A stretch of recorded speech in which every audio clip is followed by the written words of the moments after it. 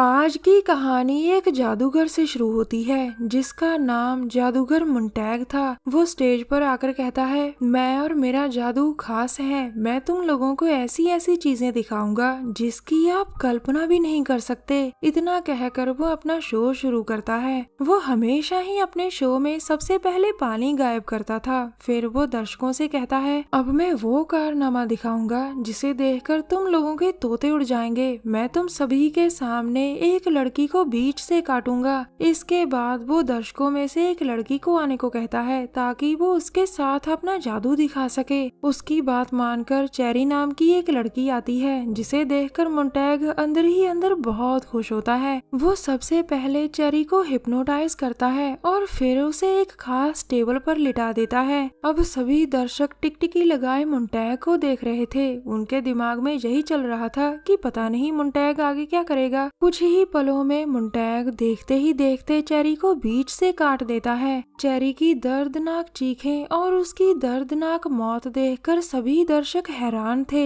अब मुंटैग फिर से अपना जादू चलाता है और देखते ही देखते चेरी बिल्कुल ठीक हो जाती है। अब मुंटैग उसका धन्यवाद कर उसे वापस भेज देता है। कुछ देर बाद चेरी एक होटल में खाना खाने आती है जो उसी जगह के पास था जहाँ मुंटैग का शो चल रहा था। अचानक चेरी की जहाँ रहस्यमय तरीके से मौत हो जाती है जिसे देखकर पूरा होटल डर जाता है। दूसरी तरफ जैक और शैली जादूगर मुंटैग के बारे में बातें कर रहे थे। दोनों ने मुंटैग का वही शो देखा था जिसमें चेरी को बीच से काटा गया था। मुंटैग का जादू देखकर शैली बहुत खुश थी। वो दोनों बातें करते करते उसी होटल तक पहुंच जाते हैं जहां कुछ देर पहले ही चेरी की मौत हो चुकी थी। इसी बीच जब चेरी की लाश उठाई जा रही थी तो उसका खून शैली के हाथ पर लग जाता है। अपने हाथ पर खून देखकर शैली घबरा गई थी और वो जल्दी जल्दी उसे साफ करने लगती है। दरअसल जैक एक न्यूज़पेपर के प्रिंटिंग हाउस में काम करता था जबकि शैली एक टीवी शो चलाती थी। वो अपने शो में कहती है, मैंने बहुत सी डरावनी चीजें देखी हैं लेकिन जो चीज जादूगर मुंटैग दिखाता है उसकी तो बात ही अलग है। हम कोशिश करेंगे कि मुंटैग को अपने शो में ला सकें और उसका इंटरव्यू ले सकें। अगले ही दिन वो मुंटैग से मिलने उसके पास होटल में जाती है ताकि वो उससे इंटरव्यू के बारे में बात कर सके।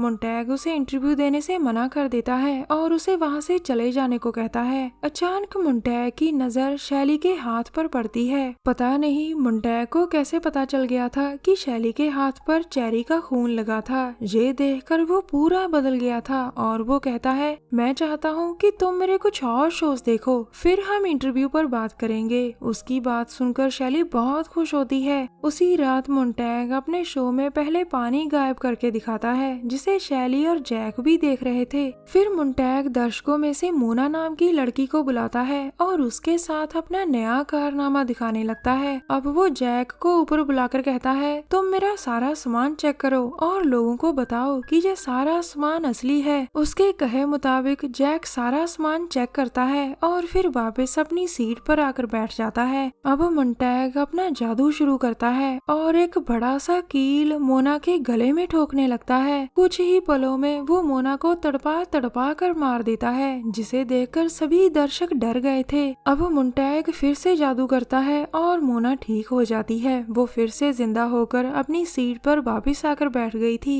थोड़ी ही देर बाद जब शो खत्म हो जाता है तो शैली और जैक जाकर मुंटैग से मिलते हैं। मुंटैग शैली से वादा करता है कि वो जल्द ही उसके टीवी शो में इंटरव्यू देगा। वो ये भी वादा करता है कि वो उसके टीवी शो में एक ऐसा जादू दिखाएगा जिसे देखकर सभी की रूह कांप जाएगी। अगले दिन सुबह जैक अपने ऑफिस में काम कर रहा था और तभी उसकी नजर आज की ताजा खबर पर पड़ती है। खबर पढ़कर वो सीधा अपने दोस्त स्टीव के पास जाता है। स्टीव एक रिपोर्टर था और उसी ने ये ताजा खबर छापी थी। जैक उससे लड़की के चेहरे के बारे में पूछता है जिसकी मौत की खबर अखबार में छपी थी। खबर में लड़की के कपड़ों के बारे में बताया गया था और जैक को लगा कि शायद ये लड़की मोना हो सकती है। स्टीव उसे बताता है कि लड़की का चेहरा बहुत बिगड़ चुका था जिसे पहचाना नहीं जा सका। लड़की का चेहरा देखकर ऐसा लग रहा था कि जैसे किसी ने उस पर हथौड़े मारे हों। स्टीव की बातें सुनकर जैक काफी हैरान होता है। उसी रात मुंटैग अपने शो में रेचल नाम की लड़की को बुलाता है। इस बार वो उसके साथ कुछ ऐसा करने वाला था जिसे देख पाना हर किसी के बस में नहीं था। इस बार भी मुंटैग पहले रेचल को तड़पा तड़पा कर मारता है और थोड़ी ही देर बाद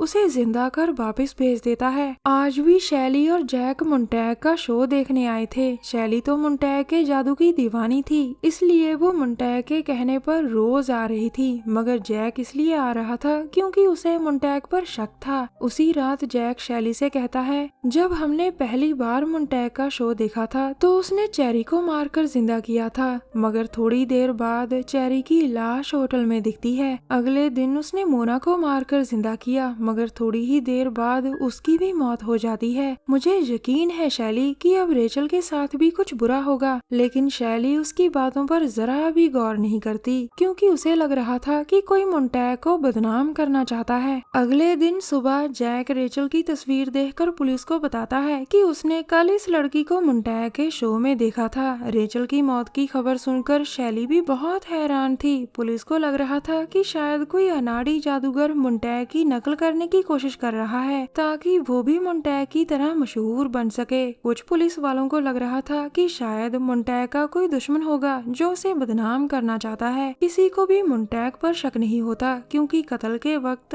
वो हमेशा ही अपने होटल में होता था। अगले दिन मुंटैग का शो और भी डरावना हो जाता है। पहले तो वो एक लड़की को मारता था, मगर आज वो एक साथ दो लड़कियों को तड़पा तड़पा कर मार देता है। दोनों लड़कियों की दर्दनाक मौत देखकर सभी दर्शक डर गए थे। दोनों लड़कियों को मारने के बाद मुंटैग उन्हें फिर से जिंदा कर देता है और वो वापस अपनी सीट पर जाकर बैठ जाती हैं। शो खत्म होने के थोड़ी ही देर बाद एक लड़की की लाश गाड़ी में मिलती है और दूसरी की लाश उसके घर में। अगले दिन मुंटैग शैली के टीवी शो में पहुंच गया था और वो कहता है, आज मैं जहां एक बहुत बड़ा जादू दिखाऊंगा। इतना कहकर वो उन सभी लोगों को हिप्नोटाइज करने लगता है जो टीवी देख रहे थे। जैक भी शैली का शो देख रहा था, मगर जब मुंटैग सभी को हिप्नोटाइज कर रहा था तो उसका ध्यान कहीं और चला जाता है और वो बच जाता है। दरअसल मुंटैग हमेशा ही लोगों को हिप्नोटाइज करता था। वो उन लड़कियों को भी हिप्नोटाइज करता था जिन्हें वो मारकर फिर से जिंदा करता था। आज उसने शैली और उसके साथियों को हिप्नोटाइज कर लिया था जिनके साथ वो जादू करने वाला था। उधर जैक भी स्टूडियो के दरवाजे तक पहुंच चुका था क्योंकि उसे पता चल गया था कि शैली की जान खतरे में है। स्टूडियो के अंदर मुंटैग शैली को आग में कूदने को कहता है और तभी जैक वहां आकर मुंटैग को ही आग में फेंक देता है। अब जैसे ही मुंटैग की मौत हो जाती है तो सभी लोग ठीक हो जाते हैं। इस बार मुंटैग शैली और उसके साथियों को मारकर जिंदा करना चाहता था, मगर वो खुद ही मर जाता है। कुछ देर बाद जैक और शैली बातें कर रहे थे। अचानक जैक अपने चेहरे से नकाब उतार कर कहता है, मैं जैक नहीं मुंटैग हूँ पागल लड़की। मैं आज पहली बार तुम्हारे घर जैक बनकर आया हूँ। मैं तुम्हारे टीवी शो में कभी नहीं आया था और ना ही मेरी मौत हुई थी। मुझे पता था कि तुम्हारा सपना था कि मैं तुम्हारे शो में आकर जादू दिखाऊं। थोड़ी ही देर पहले मैं जैक बनकर तुम्हारे घर आया था और आते ही मैंने तुम्हें हिप्नोटाइज कर लिया था।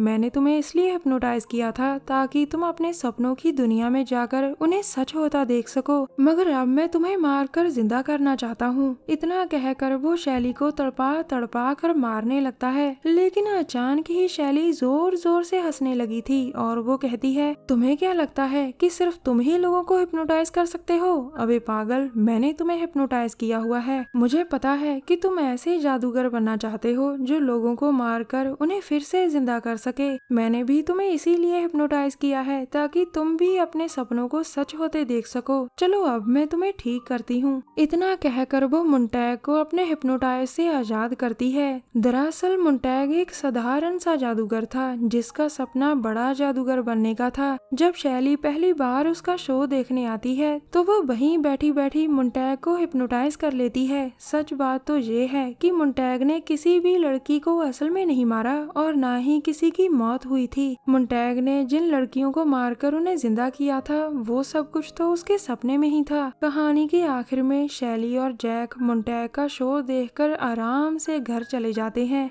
हमारी वीडियो देखने के लिए धन्यवाद। प्लीज हमारे चैनल को जरूर सब्सक्राइब करें। मिलते हैं अगली वीडियो में, तब तक के लिए नमस्कार।